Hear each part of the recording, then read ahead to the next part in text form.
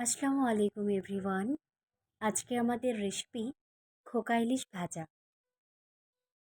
এখন বেছে ধুয়ে পরিষ্কার করার পালা। বাজার থেকে আনলো আজ খোকা ইলিশ মাছ।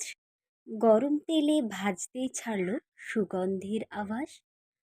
মচমচে সোনালি রঙে মনটা হলো খুশি। এক টুকরো মুখে দিতেই স্বাদ ভরল দিশি। লেবুর রসে বাড়ল যেন মাছ ভাজার মান। গরম গরম খেতে বসে জুড়ালো প্রাণ। গ্রামের এই সহজ স্বাদ, নেই কোনো তুলনা।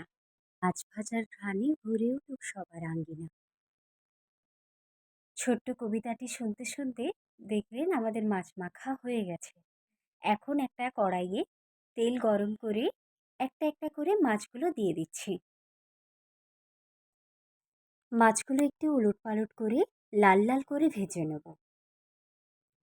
অবশ্যই কিন্তু চুলোর আঁচ মিডিয়াম টু লো ফ্লেমে রাখবেন, না হলে কিন্তু ভালো লাগবে না।